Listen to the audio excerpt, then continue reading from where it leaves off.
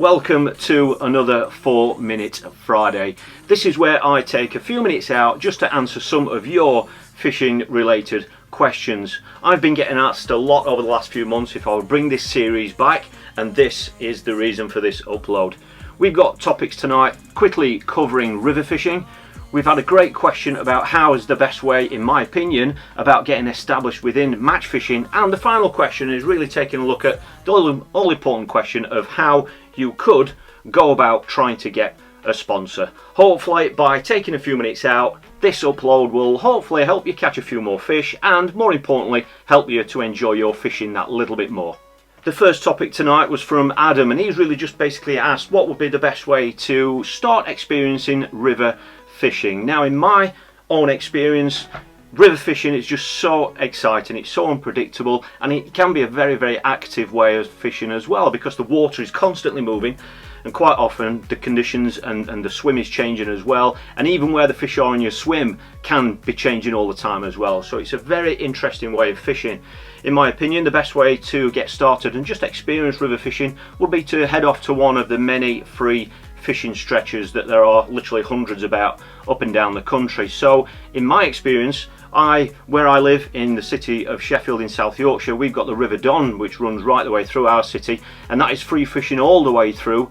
If you go towards the Midlands, I've spent quite a lot of time on the River Trent, and particularly around Newark. There's a couple of great day ticket stretches there. If you head on over to Google Maps and have a look at Newark and the Newark Power Station, if you have a look at the stretch opposite the power station, that is a day ticket stretch there, and it is reasonably comfortable as well. I have shot 1 or 2 videos there, so the fishing can be good and it's comfortable as well, so that is a day ticket stretch. You've also got a stretch where I've been spending a bit of time at recently, and that's Burton Joyce, and that is also a day ticket stretch. But if you want to head to a completely free stretch where you can fish a multiple of different tactics and methods, then the Nottingham Embankment is highly recommended. When I was a kid, that was one of my favourite venues. It's very comfortable to fish there. You've got lots of water at your feet in most cases, so it lends itself to pole fishing, waggler fishing, stick float, feeder fishing, and it is all free as well. So hopefully that's going to help you out with that question. But I strongly advise experiencing river fishing is a fantastic thing.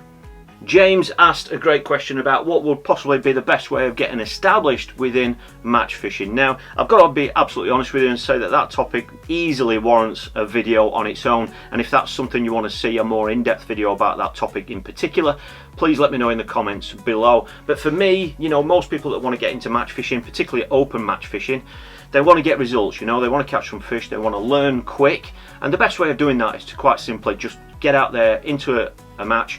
And one of the best bits of advice I can give you is that if you are wanting results quick, and if you want to start off with a great foundation, specialise. Okay, and by that I don't really mean specialise on one style of fishing. Obviously that is something that you can do, but more importantly, it's a great idea to specialise on one venue, because that way you're going to get to know the venue, you're going to get to know all the different pegs, the different swims. It's going to make your tackle and bait choices a little bit narrower, so it's going to be easier to focus on that. And obviously if you keep going there, you're going to get to know the venue. Even if you're not catching fish immediately, you're going to see how other people are catching, and that can be a great way just to get started, because you know it just narrows all your options down to one venue.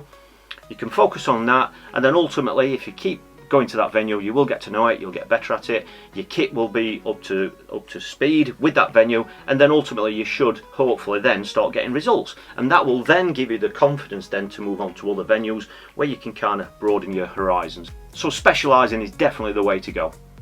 And the final question from Steve is, how can you offer any sort of advice about how you can potentially attract a sponsor?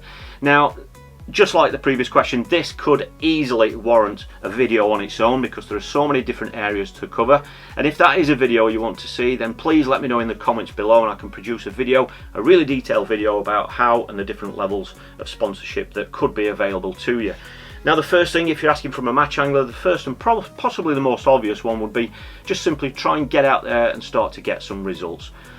Getting results will ultimately mean that you get noticed, you know, and if you're catching lots of fish with certain items of tackle and certain kit, certain baits, then obviously, you know, it's amazing how many times that you may get offered some sort of a sponsorship deal, even if it was only discounted bait or discounted tackle. So the first thing, if you're a match angler, is just go out there and try and get some results and catch some fish.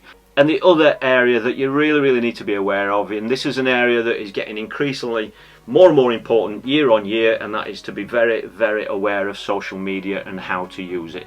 It's okay you going out there winning lots of matches, however, if no one knows about it, you know, if no one's seen those results, if no one's getting to see that you're using a particular bait or you're using certain items of tattle, then from a sponsor's point of view, you've really got to look at what you can actually offer them. However, if you are familiar with social media, particularly Facebook, if you're a match angler, it's never been easier to get your message out there. So if you're catching on a particular ground bait, for example, it's never been easier to quickly take a photograph, upload that photograph to social media, and that way you're spreading the word and giving coverage of that product.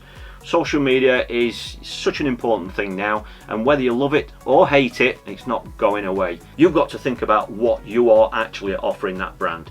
It's not something that was around 15 or 20 years ago. Things were very different back then, however times have changed.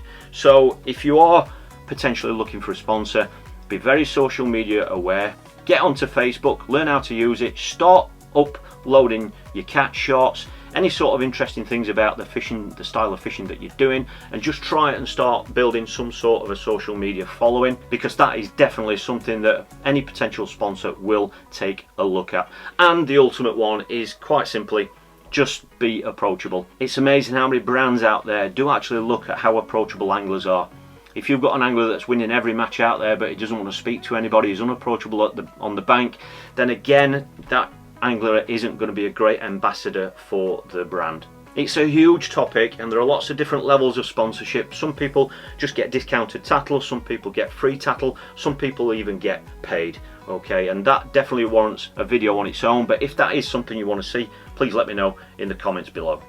This has been a return to this series, and if you do want to see more of these 4-minute Fridays, please let me know in the comments below.